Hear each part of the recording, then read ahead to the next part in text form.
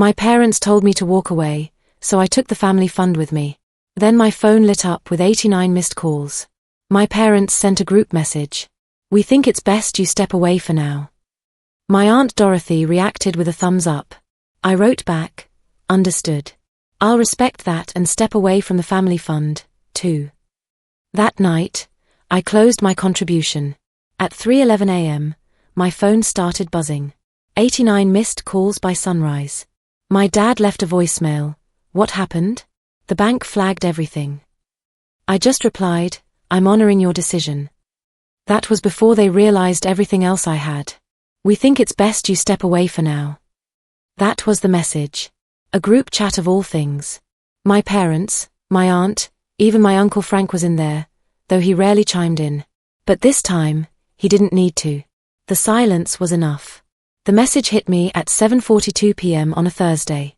I was reheating some leftover spaghetti and meatballs, thinking about finishing that quarterly report before bed, and then I saw it. "We've discussed it and we think it's best if you step away from the family for now. Ashley needs space." "We all do." Beneath it, my Aunt Dorothy reacted with a thumbs up. Just like that. No call, no explanation, just a thumb. I stared at the screen for a full minute before typing. "Understood. I'll respect that and step away from the family fund, too." I didn't wait for a reply. That night, I logged into the joint account I'd been silently maintaining for 5 years.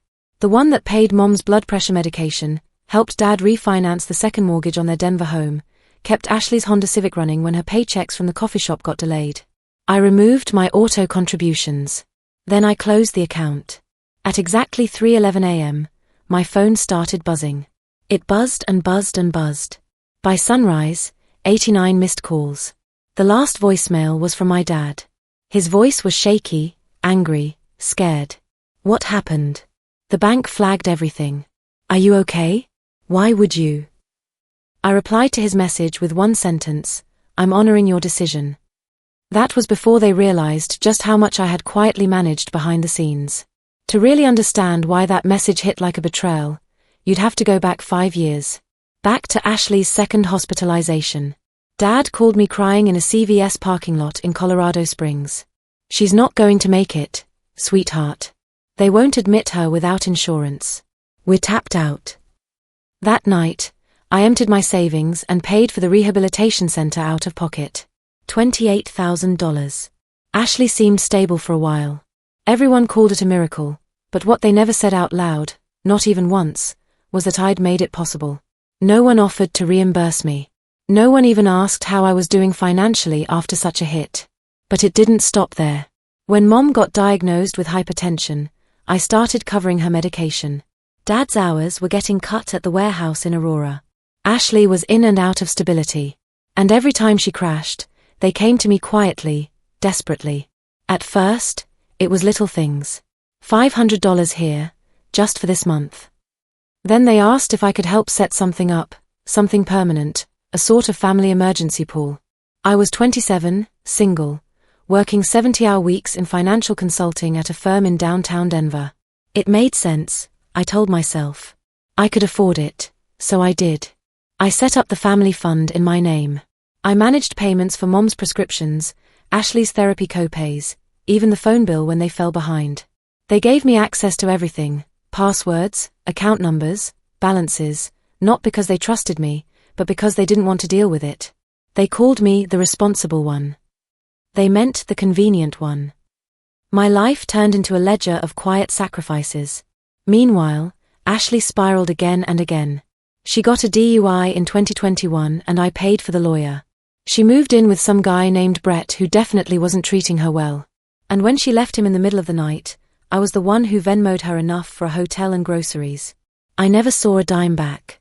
They never asked where the money came from. They never saw the line-by-line spreadsheet I kept to stay afloat myself. They never noticed that I downgraded my apartment in Cherry Creek, skipped vacations, ate ramen noodles for dinner more nights than I'd admit because I was supposed to be their financial firewall between them and collapse. And for a while, I was okay with that. Until the Thanksgiving incident. It was 2 years ago. Ashley threw a fit because I said I couldn't buy her new tires for her Honda. Not after I'd just paid her rent. She told my parents I was making her feel judged. That night, I got a message from Dad, "Just try to be a little more understanding, Olivia. She's in recovery. You don't know how hard that is." And I snapped.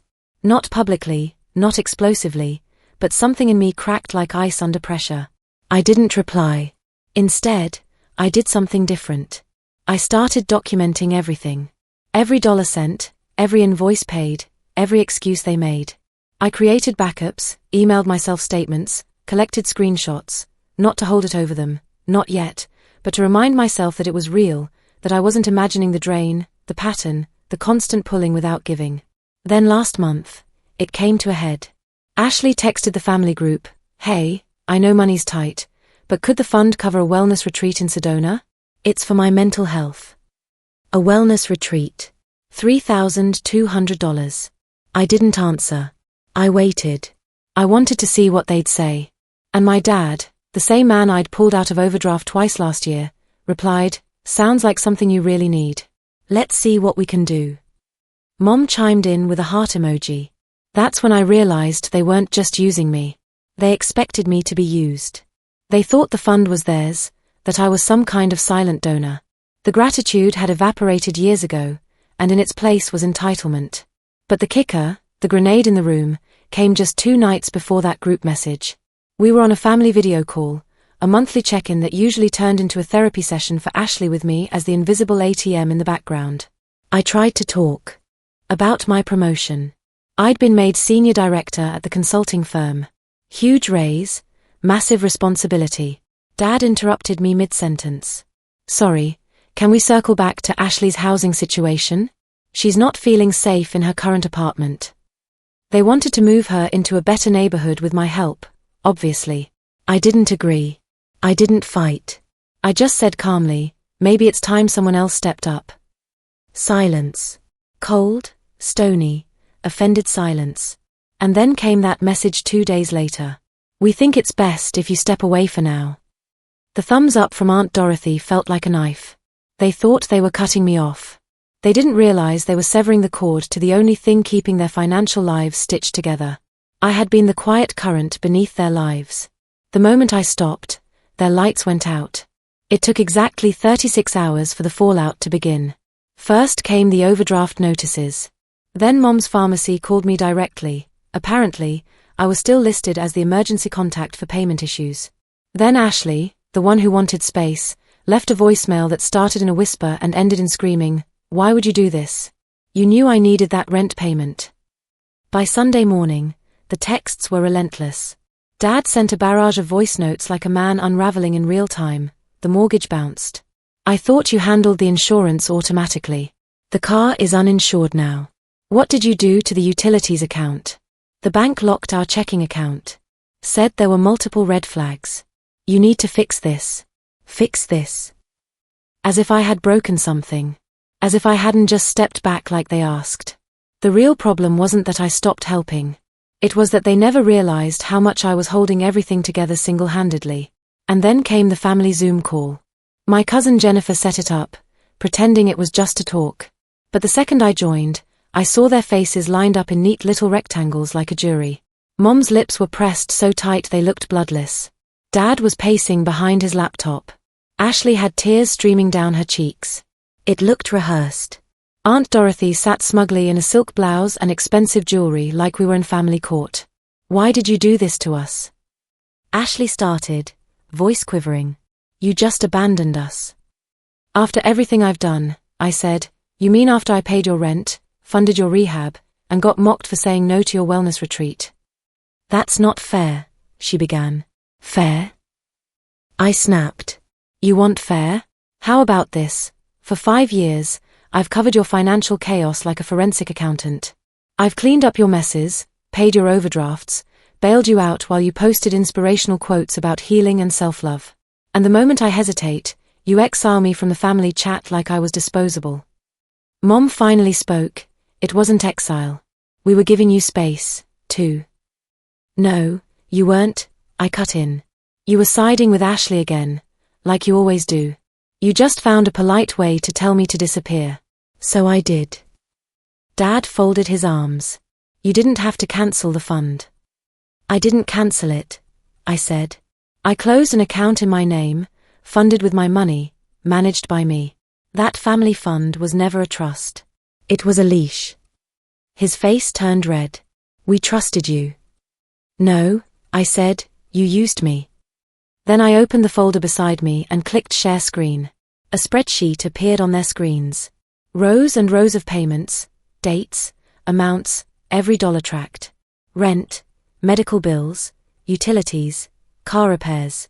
Ashley's retreat that I almost funded, the overdraft side fixed, the emergency dental work for Aunt Dorothy, even the Uber receipts from the time I paid for Mom to get to the hospital at 2 a.m. during a panic attack. Wow, whispered Jennifer. Who even keeps all this? Someone who knew one day you'd gaslight her into thinking she made it all up, I said. I said nothing else, just stared at the screen. Then I clicked to the final tab. It showed a running total, $127,000. Dead silence. Dad stepped back from his camera like he'd been slapped. You've been keeping tabs on us, Mom said, horrified. No, I said. I've been surviving you.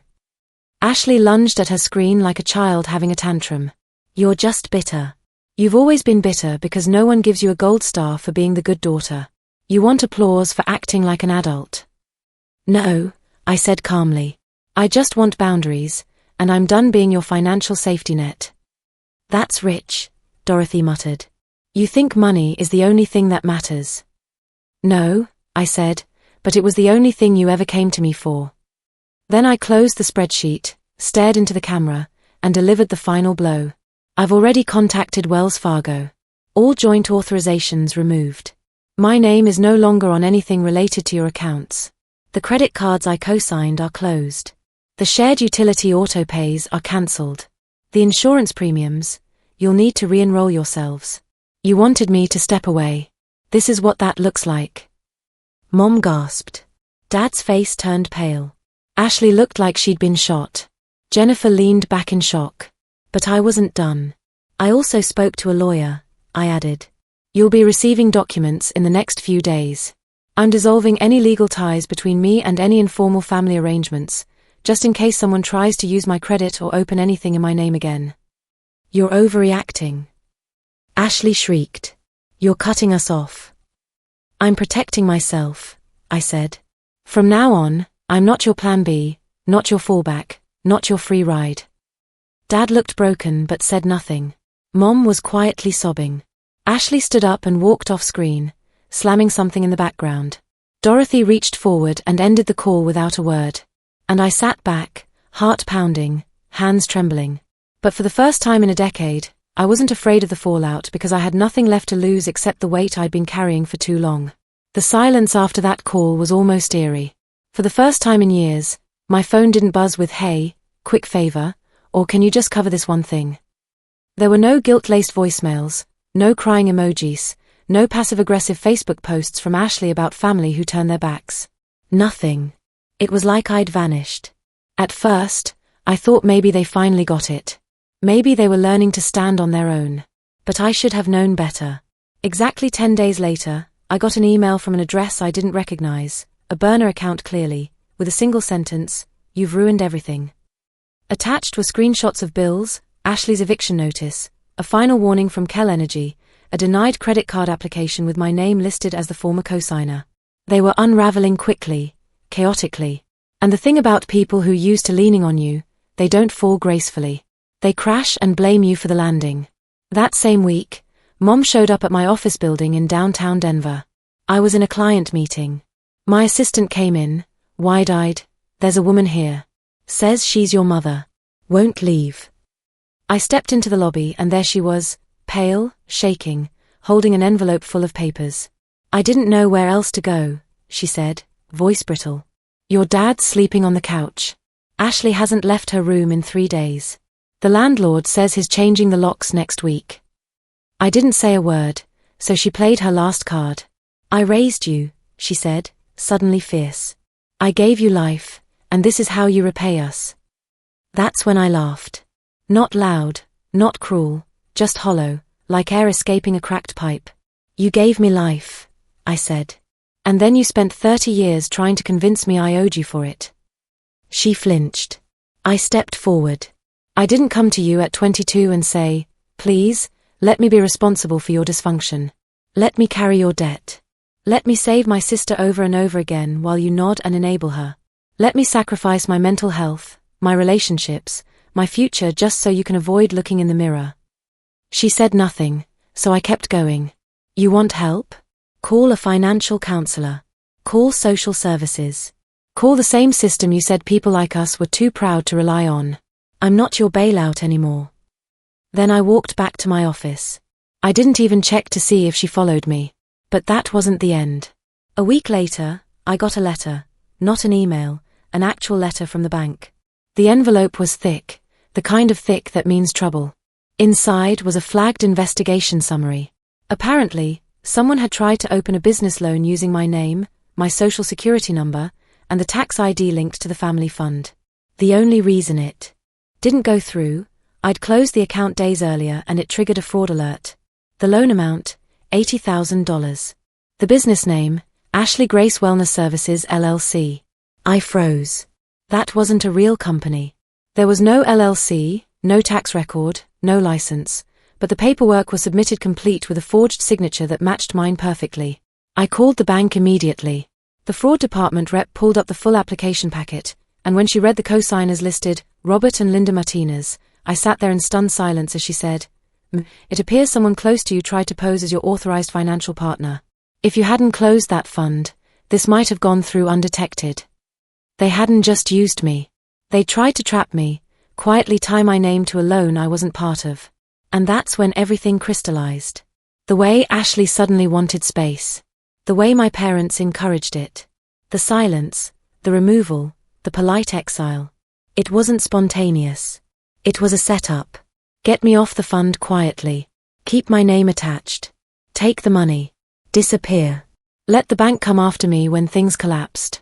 They didn't just want my help, they wanted to keep me responsible without asking. And when that didn't work, I became the villain in a story they'd written to cover their own failed scheme. I spent the weekend filing reports, bank, police, IRS. I submitted the forged documents. I wrote an affidavit. I even handed over old texts that showed Ashley asking about starting a non-profit in our family name. It took hours, but every keystroke felt like therapy. That night, Ashley called from a different number, crying. I just want to say I get it now. I let her talk. She didn't mention the loan, didn't mention the forgery, just went on about how sorry she was, how hard things had been, how we're still family. I asked one question, did you know about the business loan application? Dead silence. Then the line went dead. I blocked the number. That's when the real shift happened.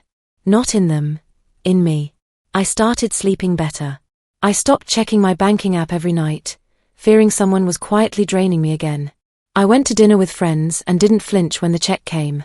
It's been almost a year now, 12 months since I closed the fund, since the group chat exile, since the 3:11 a.m. phone call that spiraled into 89 missed calls and a complete financial collapse they never saw coming. Since they tried to frame me for $80,000 in imaginary wellness services. I kept thinking I'd feel empty after walking away. That guilt would sneak in late at night like it used to, whispering, they're your family. Maybe you overreacted. Maybe you could have saved them. But the only thing I feel now is peace. Not the performative kind. Not the kind you pretend to have when you're holding back tears during Sunday dinner while someone jokes about how you're the responsible one. Real peace. The kind where your phone doesn't buzz with dread. Where your money is yours. Where your boundaries hold.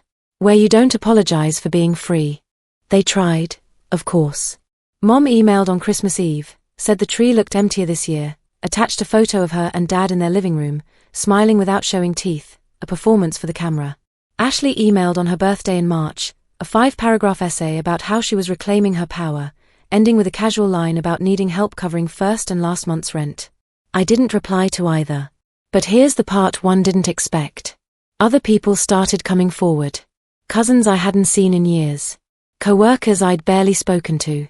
Even a stranger on Reddit who read a comment I left in a personal finance thread and messaged, "Your story, I think it happened to me too." Turns out there are a lot of us. The strong ones, the reliable ones, the ones who pay the rent, fix the chaos, hide the panic, and carry the weight while being told we're too cold. When we finally ask for something back, the family revolts. Until one day, we learn to slam the door. Let me be clear, walking away from my family was the hardest thing I've ever done. Harder than watching Ashley relapse. Harder than removing Dad from my emergency contacts. Harder than choosing silence while they called me selfish, bitter, cruel.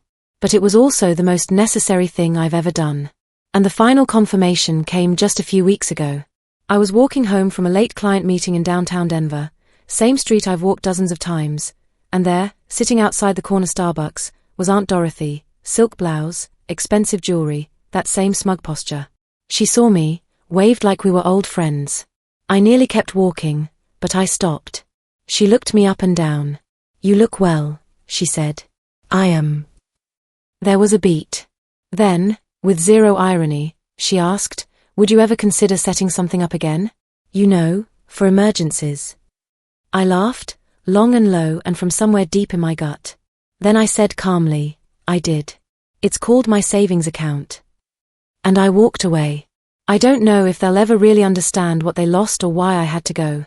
Maybe they'll rewrite the story, say I was greedy, unstable, ungrateful. Maybe Ashley will write a blog post about toxic siblings and turn it into a TikTok series. I don't care, because the truth is simple. I'm not the villain in their story. I'm the one who finally escaped it. And in doing so, I gave myself the one thing they never could: freedom without conditions.